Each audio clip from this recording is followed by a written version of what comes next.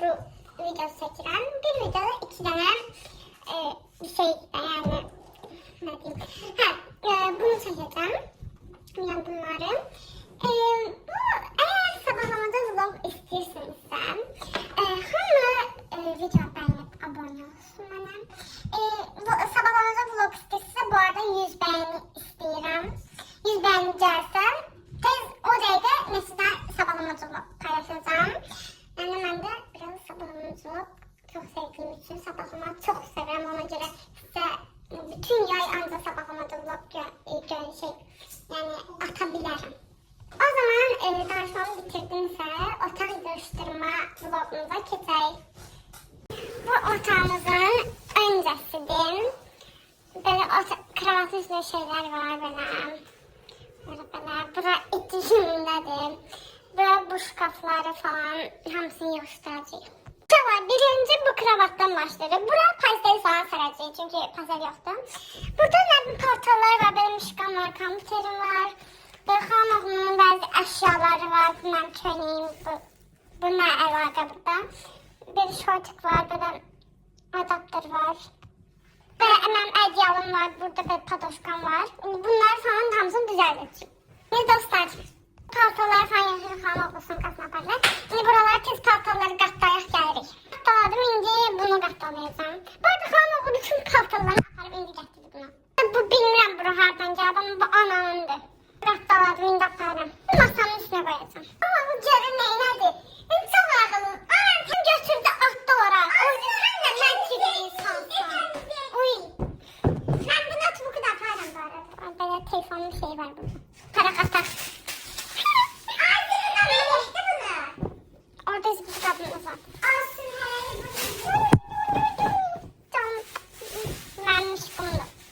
Buranın bereleri, padoşkanın mişkumlu, paltalar falan bura koydum. Burada aslında kalma odasını burada ben yatacağım.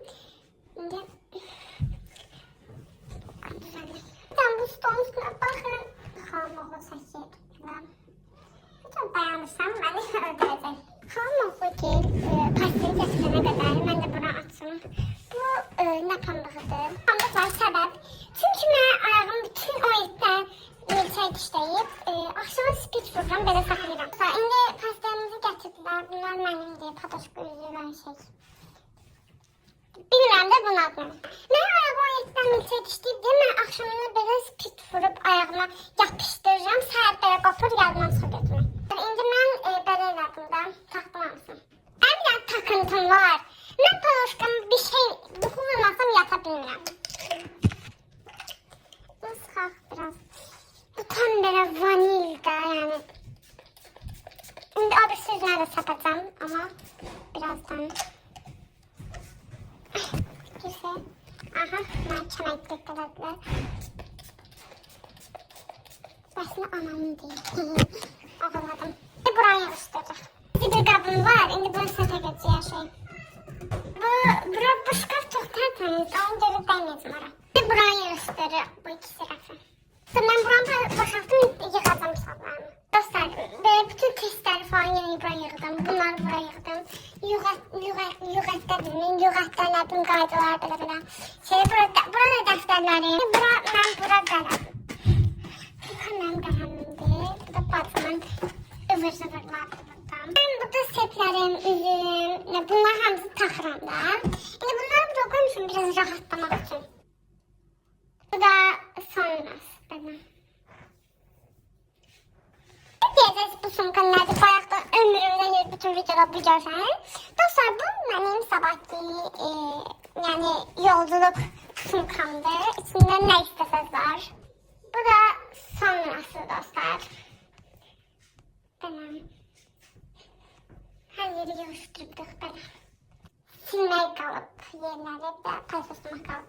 Çünki çox gecə olduğu üçün elə bilmirik, pasoslar bilmirik. Videomuz da sona gəldi dostlar. İndi sabah yolculuk vlog falan çəkəcəyik bu arada. Video 100 like gəlsə sizə sabahımızı vlog